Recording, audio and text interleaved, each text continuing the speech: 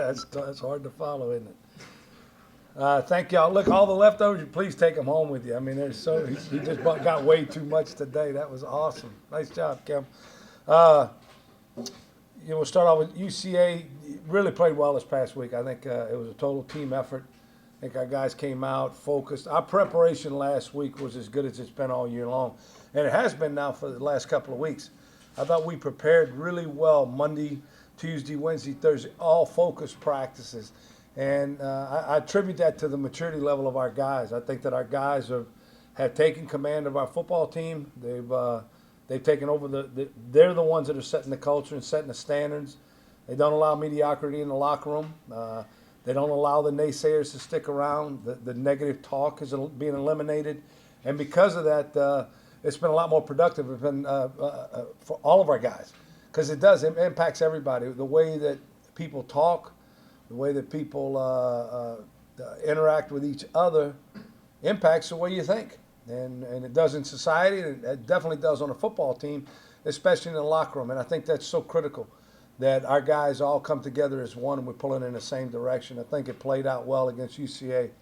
I thought our staffs on both sides of the football, offensively with Greg Stevens and defensively with Lance Guidry, I thought they did a great job. The plan that they put together on both sides to take advantage of things that we thought we could do against UCA worked out. But at the end of the day, the players have to execute it. We can come up with all the stuff we want, because I think each week we do a great job, our staffs do, but our players have to execute it. And I thought the execution by the guys was fantastic. I just, was just so happy to watch them, to see them when you see things come together.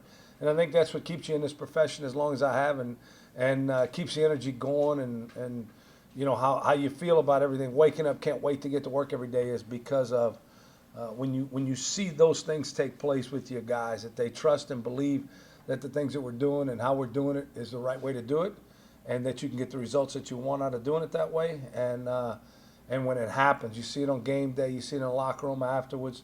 It was just a pleasure to watch our guys compete. I thought that across the board, offensively, defensively, we did some really good things, and we can single out guys, but that's kind of not what we are. And it's a team effort. We had a lot of guys that played. Everybody that we brought on the trip played that we felt like gave us an opportunity to win, and we put them all in the game, and they all played well. And when you're able to do that, when you have depth, and we had some guys who we had to leave behind. Dejon Lynch didn't play again this week in the secondary, and I thought our secondary was fantastic. Marcus Cooper didn't play this week, didn't even make the trip. Neither one of those two guys even made the trip. And I thought our running backs were fantastic. I thought they did a heck of a job. And when you look at guys, and I want to, there's one guy I want to point out, is Devontae Williams. He's a guy, I think he's now getting healthy again. He had played very well early, and then had a foot injury, and now he's becoming healthy again. And I think you're seeing now some of the stuff that's taking place on the field the last couple of weeks, as far as throwing him the ball and handing it off to him. He's a guy we want to get around 20 touches a game, however we get him to him, but you'd like to have him in space, because he's so dynamic with the ball in his hands in the open field. He put the ball on the ground a couple of times this year, hadn't done it the rest of the season. He's a guy that's really focused right now, and I think he's becoming one of our guys that, when you look at him, he's a go-to guy for us. And sometimes that's left unsaid when you look at all the things that happen. His numbers, as far as yardage and all that, that's not even in the top 10 in this conference. But if you tell me there's 10 more backs in this conference that are better than him, I'll tell you crazy, because I think he's doing a heck of a job for us in the running game, and receiving, and then also in protections. His leadership and everything else, his work ethic, has been fantastic. Defensively, I think you saw some guys making plays all around the field. I thought we tackled well for the most part, but I thought we were aggressive, and I think that was the big thing. Early in the year, I felt like we tackled okay, but I didn't think we were physical enough, and I thought we played a lot more physical this past week, especially in the run game. Again, another good game stopping the run, and again, that's Raymond Monica and the guys up front do a heck of a job. Chris Lashney, our linebackers coach, but I thought our players did a good job fitting some of the runs that that UCA had. And then we got to, we affected the quarterback. I told y'all before the game I thought he was a heck of a deal, and he still is. And for him to be able to do what he's done all year long, but I thought we affected him. So it was the game plan against UCA was good. Moving on, ACU, Abilene Christian's got a good football team, man. If you look at their games, they got 6 games that are decided in one possession. So whether they won or lost, it's 6 one-possession games, and that's really, when you look at teams like that, those are the ones that they're going to compete all the way till the end. You never know what's going to happen with them because they're always going to be in the game. And these guys are like that. They came over here last year in Strawberry Stadium and just beat the brakes off of us. They ran the ball all over us. They dominated us. They physically whipped us last year. And it's not something that you soon forget when you have one like that. They ran the ball all over us. And they did a great job coaching, their schemes, everything. Those guys just whipped us. Defensively on these guys, I think their 2 linebackers make them go. They're top 5 in tackles in the conference. They're top 5 in one of them's tackle for losses. Their defensive end and the 2 linebackers are 23 and 47. Chambers is a returning starter. And first off, on defense, they got 10 out of 11 starters back from last year. So this is a senior group, man. It's a junior, senior. Their backups are juniors and seniors. So again, you don't have a big separation when one guy goes out, another one comes in. Their defensive ends, one of the top 5 as far as sacks. And so you look at their guys, that's in our conference. So you look at their guys defensively, you see how good they are. On offense, I think they've been kind of like a 2-quarterback deal. They got one that's more of a wildcat type quarterback. They expand the run game with him, the quarterback run game with him.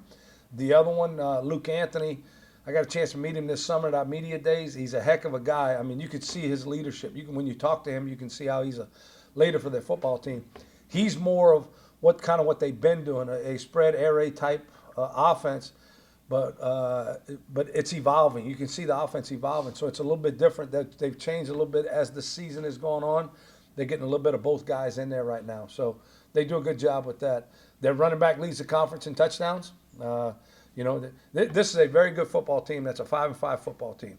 It's a very good football team that, like I said, in 6 games, it's been a 1-possession game. So playing out there is a difficult place to go to. It's a plane flight for us. We got to be mature. We got to be able to handle it. We got to make it a business trip. Those are some things that we're going to have to do when we go into that environment for us to do what we need to do to come out on top. And is it a big game? Yeah. Every game's a big game. They all are. None of them. Are we in control of our destiny? Yeah, we were in control of our destiny from week 1. We control everything that we need to do, and everything's here in front of us, just like it was before we played Jacksonville State. That's not going to change.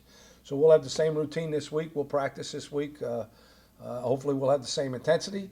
I don't expect it any different. I think this football team realizes how good they are and where they can go. And from a maturity standpoint, it's spreading them out amongst some of the younger guys, and that's why you're starting to see. I thought our 2 freshman linebackers really played well. Alex Huzar and Herman Kristoff really played well for us the other day. Ed McGee had another big catch, and those guys contributing. Those are things we haven't had last year. We didn't have freshmen coming in and doing things for us because we didn't have any freshmen. Now we got some freshmen that are coming in there and be able to provide depth for us and do some things for us to help us out. So with that, I'll take all the questions you guys got and then kind of go from there. Frank, how did the package with Cole Kelly, it started with him as a package for a few snaps and now it's evolved into something else, but how did that originate, and did you see it right away when he came here? Did y'all come up with that in an offensive meeting? Or? Well, he wasn't here this summer the entire time, so he started camp a little bit slow as far as knowledge of our offense. So it's grown as his knowledge has grown. But, he's got a specific skill set. I mean, he's big. He's a big guy. So because of that, there were some things we wanted to do in short yardage and goal line. And then now that's expanded because he's much more comfortable with the offense. So we're able to do more with him. So it's kind of like we can do what he's able to do and then growing from there. And that's kind of how and I think you've seen his impact on the game continue to grow.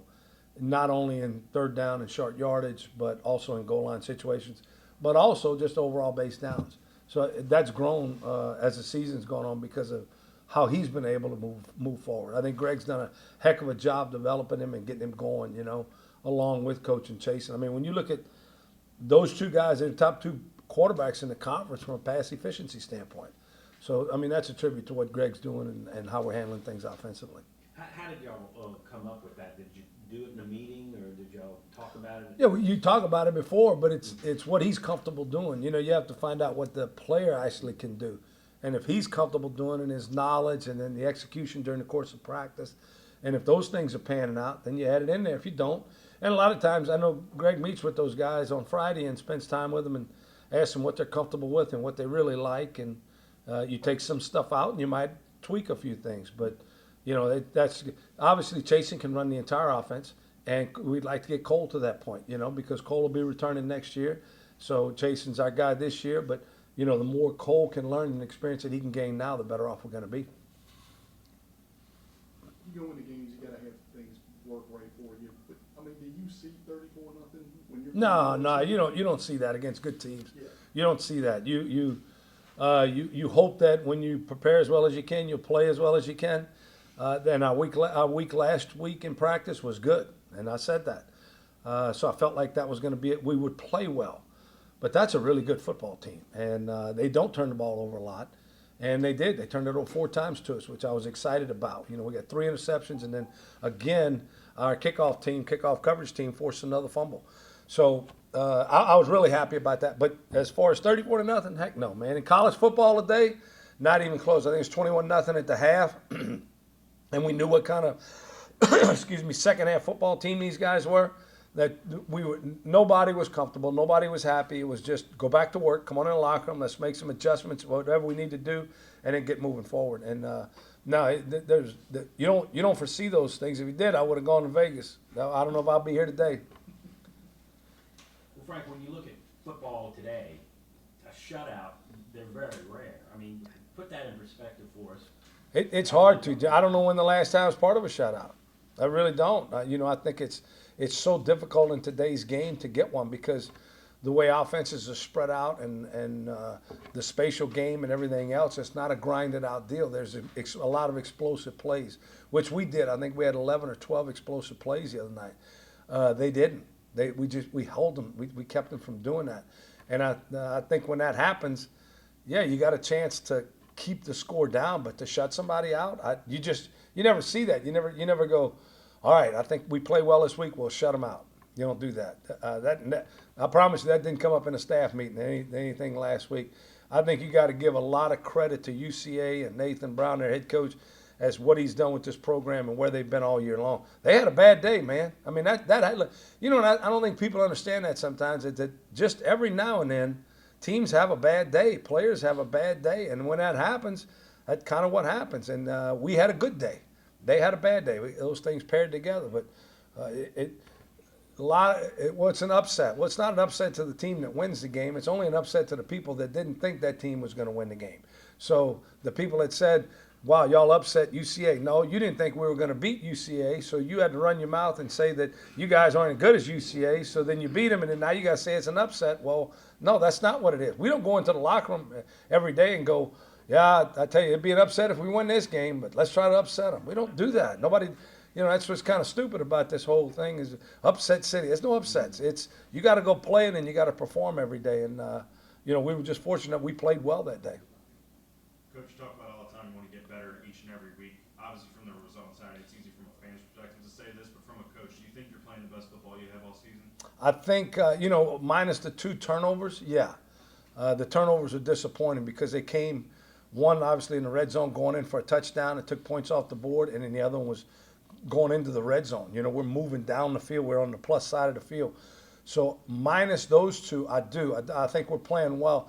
But I think I don't think our talent level's changed. In fact, we got fewer players on the field from a starting position. When we started the season, 2 starting linebackers no longer there. 2 guys in the second, one of the guys in the secondary no longer there. Running back no longer there. Those guys didn't even make the trip. A defensive tackle no longer there.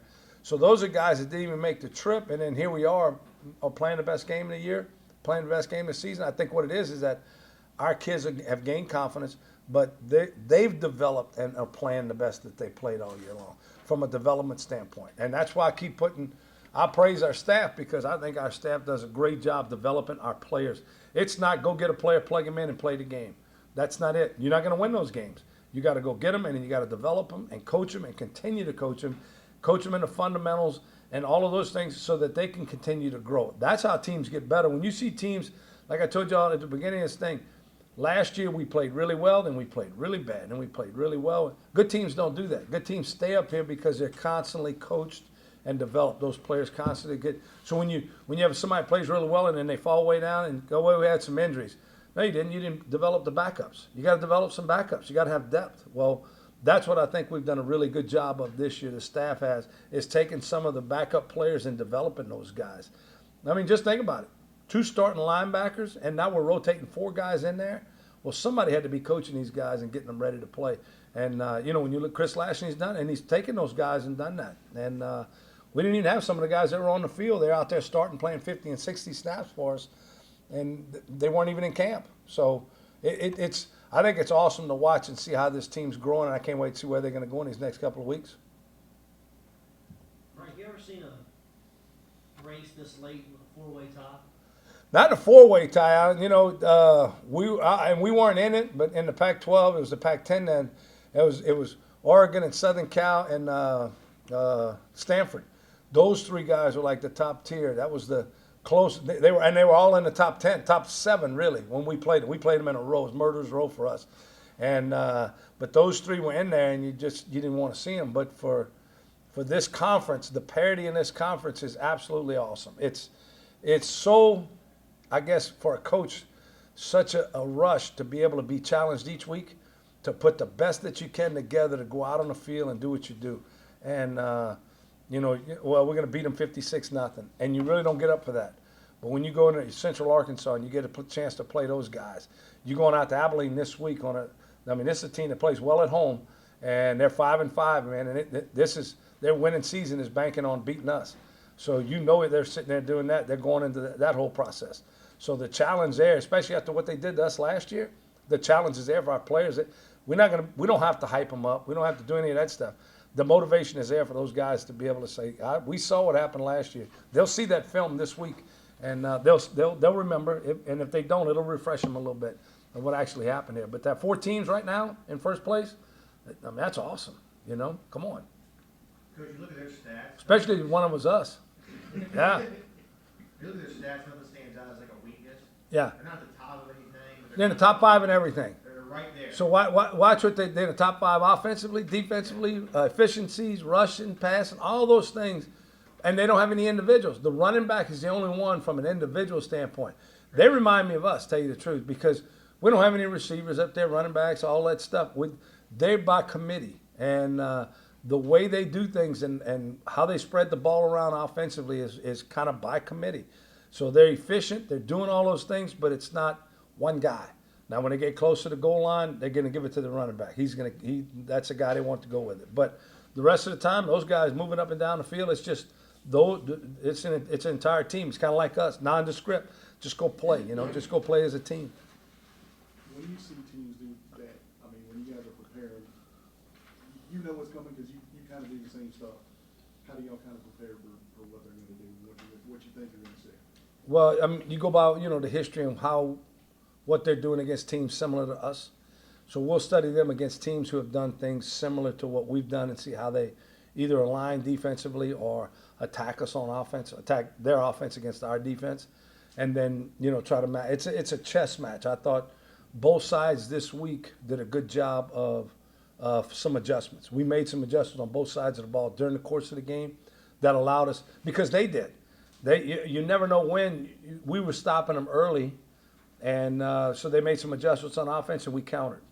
Well, we're not going to make changes while we're stopping them. We're going to, and then, you anticipate some things, and then the same thing on our offense. They stopped. We went 3 straight 3-and-outs, and then we made a couple of adjustments, and then they adjusted, and we were able to take advantage of those. So I think it was, when you look at anybody, when you prepare for them from a game plan standpoint, all of that's it. You can do a lot of stuff during the course of the week, but it's a cat and mouse game during the course of the game.